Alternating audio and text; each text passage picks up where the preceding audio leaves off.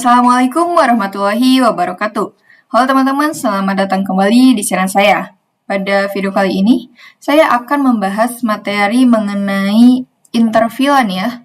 Nah, kalau misalnya pada video kemarin saya sudah membahas mengenai filan, nah pada hari ini saya akan membahas tentang intervilan. Intervilan. Filan biasa hanya berfungsi untuk memisahkan jaringan menjadi beberapa bagian sehingga perangkat di dalam filan yang sama bisa saling berkomunikasi, tetapi tidak bisa berhubungan dengan filan lain. Nah, interfilan adalah mekanisme yang digunakan untuk menghubungkan filan yang berbeda dengan bantuan perangkat seperti router atau switch layer 3. Sehingga perangkat di VLAN yang berbeda tetap bisa saling bertukar data tanpa menghilangkan fungsi pemisahan jaringan tersebut. Jadi singkatnya, VLAN ini adalah mekanisme yang digunakan untuk menghubungkan VLAN yang berbeda. Kalau teman-teman ingat pada video sebelumnya mengenai VLAN itu hanya bisa berkomunikasi sesama VLAN. Nah, sedangkan interVLAN ini yaitu digunakan untuk menghubungkan VLAN yang berbeda ya dengan bantuan perangkat, dengan tambahan perangkat seperti router atau switch layer 3. Nah, jadi seperti itu ya teman-teman dari interVLAN. Kemudian ada yang namanya DHCP. DHCP atau Dynamic Host Configuration Protocol adalah protokol jaringan yang berfungsi untuk memberikan konfigurasi IP secara otomatis kepada setiap perangkat yang terhubung ke jaringan, sehingga pengguna tidak perlu mengatur alamat IP secara manual satu per satu. Dalam sebuah jaringan terdapat DHCP server, biasanya di router atau server khusus, yang menyediakan kumpulan alamat IP atau disebut pool, dan DHCP klien seperti laptop, HP, atau komputer, yang meminta IP saat pertama kali terhubung. Jadi DHCP ini adalah protokol jaringan ya teman-teman yang berfungsi untuk memberikan konfigurasi IP secara otomatis. Jadi, kalian tidak perlu mengisi IP satu per satu secara manual. Nah, kalau misalnya PC-nya banyak, kayak 100 lebih, itu pasti menggunakan DHCP agar IP terisi otomatis. Dan kita tidak perlu mengisi satu per satu secara manual ya. Nah, itu dia dari DHCP. Kemudian, ada yang namanya SVI. SVI atau Switch Virtual Interface adalah interface virtual pada switch layer 3 yang fungsinya mirip dengan interface pada router, yaitu sebagai gateway untuk suatu VLAN agar perangkat dalam VLAN tersebut bisa berkomunikasi ke jaringan lain. Bedanya, jika pada router interface bersifat fisik atau port nyata, maka SVI bersifat virtual dalam switch dan mewakili satu VLAN, sehingga memungkinkan switch melakukan routing antar VLAN atau interVLAN tanpa perlu menggunakan router terpisah ya teman-teman. Bisa kita lihat di sini. Nah, pada interVLAN ini menggunakan switch layer 3 ya. Nah, pada switch layer 3 itu istilahnya disebut SVI. Oke, kemudian ada juga yang namanya ini ya. Nah, router versus SVI. Jadi bedanya router dan SVI tadi. Nah, yang pertama, fungsi utamanya yaitu router digunakan untuk menghubungkan jaringan yang berbeda, terutama ke internet. Contoh, rumah kita ke ISP atau Wi-Fi ke internet. Kemudian, switch layer 3 digunakan untuk routing dalam jaringan lokal atau LAN, biasanya di sekolah, kantor, atau kampus besar. Kedua, yaitu cara kerjanya.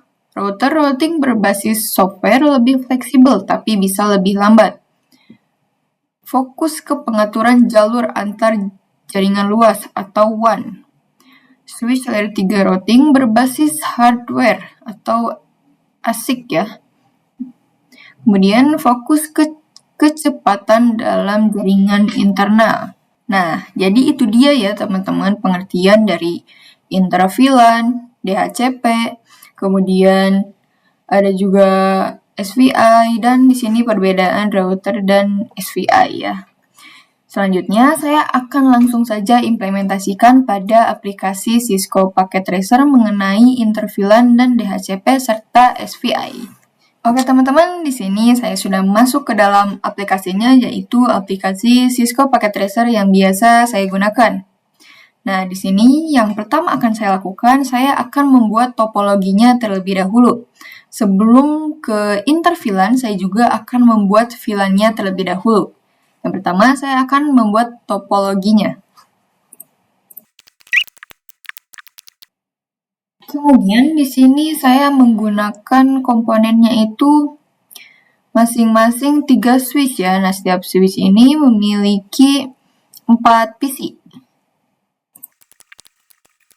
Untuk switch yang ketiga, saya menggunakan multi-layer switch. Nah, yang ini ya, teman-teman. Selanjutnya, saya akan sambungkan dulu menggunakan kabel ya semuanya.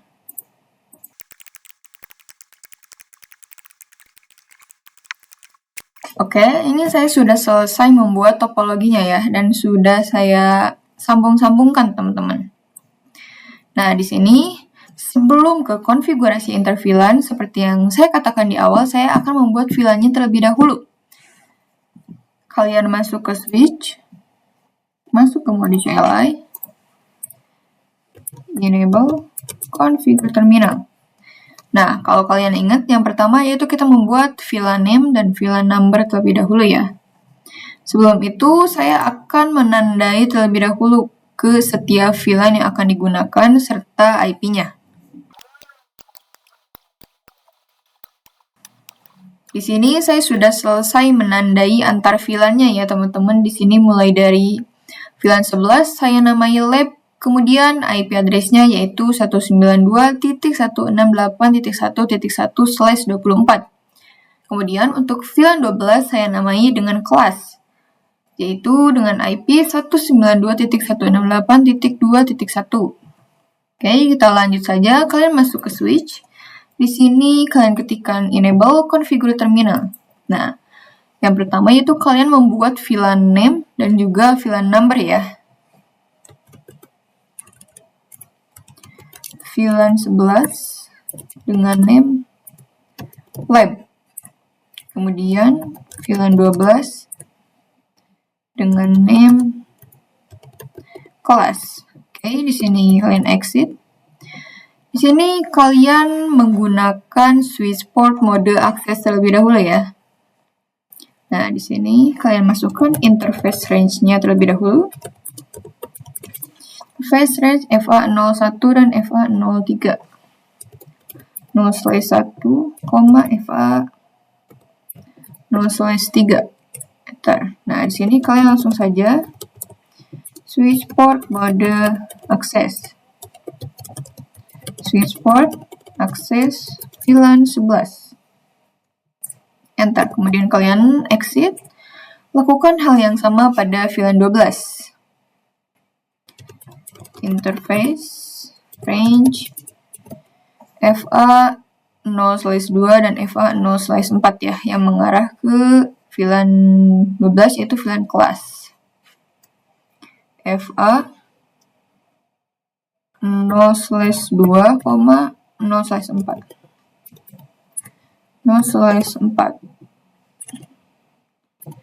4. Enter. Oke, masukkan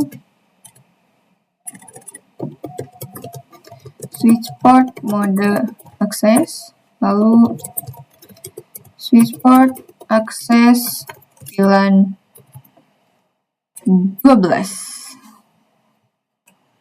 Oke, di sini sudah. Kemudian kalian exit. Selanjutnya, kalian lakukan hal yang sama pada switch ini dan switch layer 3 ya. Menggunakan konfigurasi yang sama seperti pada switch yang pertama. Oke, teman-teman, di sini saya sudah selesai memberi VLAN kepada setiap switch ya. Menggunakan switch port mode akses. Kemudian di sini jangan lupa kita memasukkan switch port mode terang. Kalian masuk ke switch. Ini sudah saya exit. Kemudian masuk ke interface. Nah, interface-nya yaitu yang mengarah ke switch yang kedua, yaitu ini ya teman-teman, yang FA0/5. FA0/5. Kemudian kalian ketikkan switch port mode terang. Enter. Nah, kalau sudah ada change state to up, di sini sudah ya teman-teman. Yang close, lalu masuk ke switch yang kedua. Pada switch yang kedua, kita melakukan terang kepada FA0/1 yang mengarah ke switch yang pertama, kemudian FA0/6 yang mengarah ke multi-layer switch.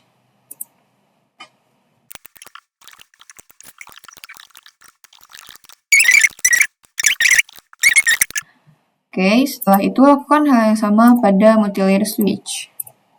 Nah, multi-layer switch ini, kalau kalian ingat, itu ada sedikit berbeda ya. Di sini yang pertama, kalian masukkan dulu perintah interface-nya dulu ya, teman-teman. Interface FA0/5 yang mengarah ke switch tengah. 0/5. Kemudian masukkan switch port, teman-teman.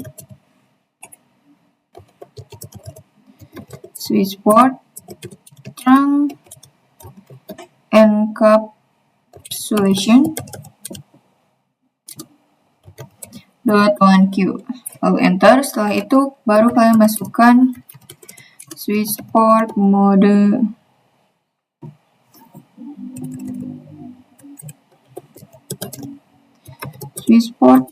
terang. Nah, setelah itu kalian masukkan switch port terang load VLAN 11,12. Oke, setelah itu ini udah selesai ya teman-teman. Nah, ini udah selesai membuat VLAN-nya. Kemudian kita akan lanjut ke interVLAN. Kita langsung saja memulai yang namanya interVLAN. Seperti yang sudah dijelaskan pada pengertian tadi, yaitu kita menggunakan perangkat tambahan. Di sini saya menggunakan router ya. Saya menggunakan tipe yang 2911. Kemudian kalian sambungkan dengan switch yang ada di tengah. Oke. Setelah itu, untuk konfigurasi interVLAN, kalian masuk ke routernya. Masuk ke mode CLI, kita klik no. Nah, untuk langkah pertama, di sini ada port FA dan port gigabit ya. Nah, yang port gigabit ini harus di-on-kan terlebih dahulu. Untuk perbedaan FA dan GIG atau gigabit itu dari kecepatannya teman-teman. Kalau FA ini hanya 100 MB, nah sedangkan gigabit ini sampai 1000 Mbps ya. Jadi 10 kali lebih cepat daripada FA. Oke, di sini kita enable terlebih dahulu, kemudian configure terminal. Nah, di sini kalian masukkan interface GIG 0/0, kemudian enter. Kita tuliskan no shutdown. Enter. Nah, ini sudah ya teman-teman. Kemudian untuk konfigurasi interVLAN, yaitu kalian perintahkan, ini kalian masukkan lagi ya. Interface GIG 0/0.11. Nah, kenapa titik 11 itu diibaratkan port GIG ini itu memiliki VLAN 11 ya. Kemudian kalian enter. Nah, di sini kalian menggunakan perintah encapsulation .1Q11 karena sama ya VLAN 11. Nah, encapsulation ini fungsinya yaitu untuk membungkus paket dengan pesan tambahan sebelum dikirim ya. Kalian enter. Kemudian kalian masukkan IP address-nya ya. Nah, kita masukkan IP address yang lab ini, yang VLAN 11, yaitu 192.168.1.1 1 dengan subnet mask yaitu 255.255.255.0. Kalian enter. Oke, setelah itu kalian lakukan hal yang sama pada VLAN 12. Di sini kita exit dulu. Tetap masukkan interface YIG 0/0. Enter. Encapsulation .1q 12. Oh sorry, di sini interface GIG 0/0.12 ya teman-teman. Jangan lupa kita enter. Oke, setelah itu kalian masukkan encapsulation. Encapsulation.1q 12. Setelah itu kalian enter dan masukkan IP address-nya. 192.168.2 ya, 2.1. Enter. Di sini belum menambahkan ini ya, lupa subnet mask-nya. 192.168.2.1 kemudian 255.255.255.0 lalu enter. Nah, setelah itu di sini sudah selesai ya teman-teman, kita exit. Nah, jadi itu dia ya teman-teman konfigurasi daripada interVLAN. Selanjutnya konfigurasi dari DHCP ya teman-teman, agar kita tidak mengisi IP secara manual tapi akan secara otomatis. Oke, di sini kalian memasukkan IP DHCP pool. Nah, IP DHCP pool kemudian lab. Nah, di sini kita menggunakan lab ini name VLAN name-nya ya, bukan VLAN number. Lalu enter. Kemudian di sini kalian masukkan network-nya, yaitu 192.168.1.0. Kemudian sini kita enter. Oh, di sini harus memasukkan subnet mask ya. Net yaitu 192.168.1.0 255.255.255.0. Enter. Oke, selanjutnya yaitu kalian masukkan perintah default router. Oke, di sini kalian isi default routernya itu dengan IP VLAN 11 192.168.1.1, kemudian enter. Kalian masukkan DNS server. Oke, di sini DNS servernya itu 8.8.8.8. Kenapa? Karena ini DNS server global ya teman-teman. Jadi kita menggunakan yang itu. Oke, di sini sudah untuk lab. Kemudian kita exit. Masuk lagi ke IP DHCP pool kelas atau VLAN 12 ya. Enter. Masukkan networknya yaitu 192.168.2.1.0 ya, sorry. Itu 255.255.255.0. Setelah itu kalian enter. Masuk lagi ke default router.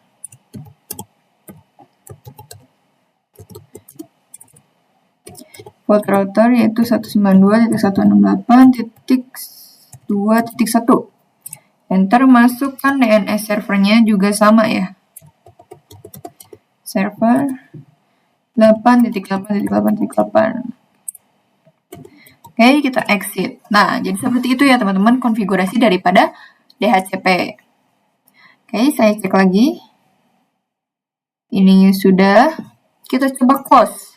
Nah, di sini masuk lagi ke switch yang tengah ya, karena saya lupa untuk mentrunking ke router karena tadi sudah trunking antar switch, tapi di sini kita belum konfigurasi trunking ke mode trunking ke ini ya router. Di sini berarti nah ini teman-teman FA0/7 pada router. Masuk. Nah, kita enable configure terminal. Di sini masukkan interface FA0/7. Kemudian switch port mode terang.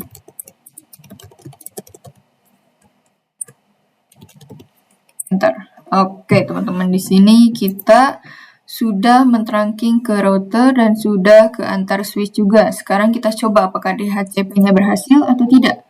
Kalian masuk ke PC 0, masuk ke desktop, lalu ke IP configuration. Nah, karena biasanya kita menggunakan static, di sini kalian klik DHCP. Kalian bisa ulang dari static. Kalau DHCP-nya tadi gagal, kalian masuk static lagi, kemudian ke klik DHCP lagi. Nah, ini sudah muncul ya, yaitu 192.168.1.2. Kemudian kita close. Ke PC 1, desktop, IP configuration, ke DHCP. Oke, ini juga berhasil. Kita coba pada VLAN 12-nya ya.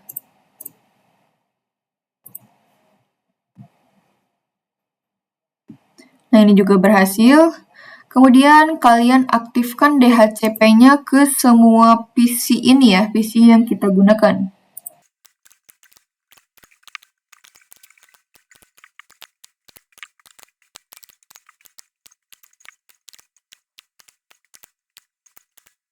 Oke, ini saya sudah selesai ya teman-teman mengaktifkan DHCP-nya. Yang dimana berarti setiap PC sudah memiliki IP-nya masing-masing teman-teman. Pakai cara yang DHCP tadi, bukan mengisi secara manual. Sekarang saya akan coba cek ya. Kita ping dari PC 0 ke PC 4. Kita lihat, nah IP PC 4 itu 1.5. 1.5 yaitu ini berbeda VLAN ya. Sama deh. Kita coba yang berbeda VLAN terlebih dahulu. Dari PC 0 ke PC 6. Yang dimana IP-nya itu 2.5. Kita coba ping.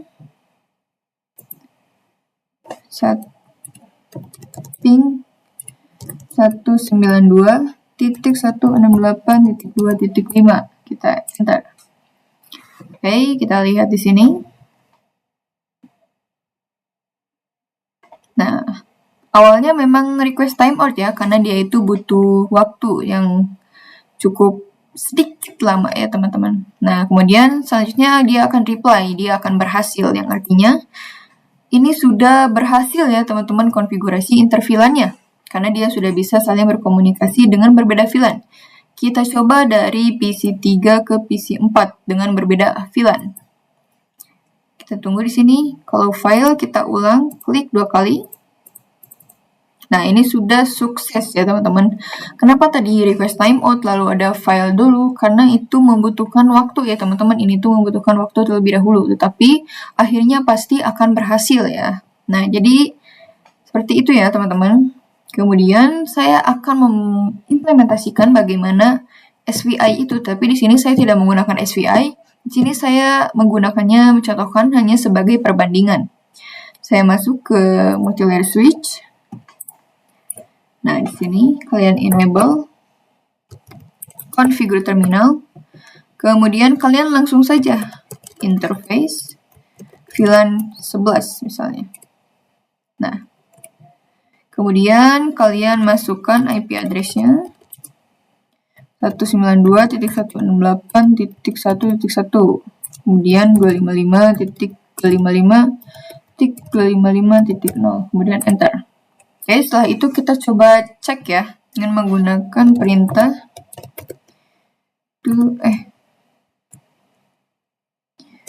to show running. Nah, di sini kita enter terus ke bawah.